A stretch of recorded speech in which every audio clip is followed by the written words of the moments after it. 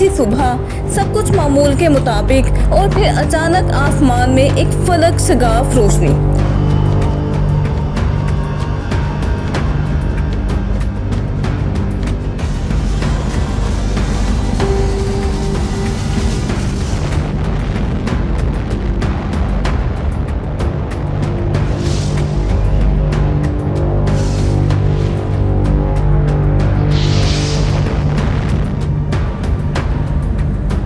जमीन हिलने लगे, शहरों के शहर राख बन जाएं और धुआं सूरज को छुपा दे।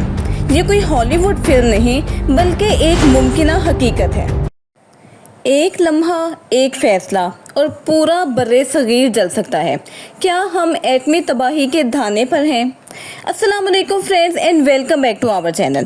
फ्रेंड्स, यकीन करें कि अगर पाकिस्तान और इंडिया के दरमियान न्यूक्लियर जंग छिड़ गई तो ये सिर्फ दो ममालिक की तबाही नहीं होगी बल्कि ये पूरी दुनिया के लिए एक डरावना ख्वाब बन जाएगा।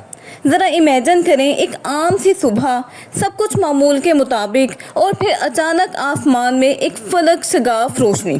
ज़मीन हिलने लगे, शहरों के शहर राख बन जाएं और धुआं सूरज को छुपा दे। ये कोई हॉलीवुड फिल्म नहीं बल्कि एक मुमकिना हकीकत है। एक ऐसी हकीकत जो वक्तन फ़वक्तन इन दो हमसाया मुल्कों के दरमियान बढ़ती हुई कशीदगी से हम पर मुसल्लत होती जा रही है।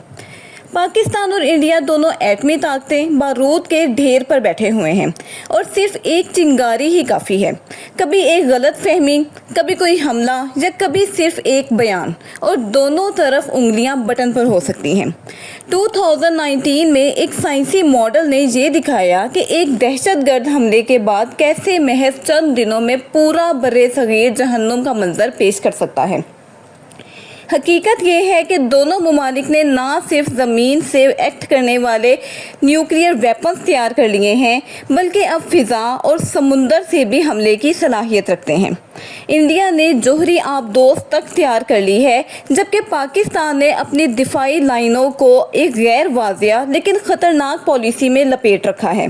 यानी कब और कैसे जोहरी हथियार इस्तेमाल होंगे ये सिर्फ कुछ लोगों को ही पता है।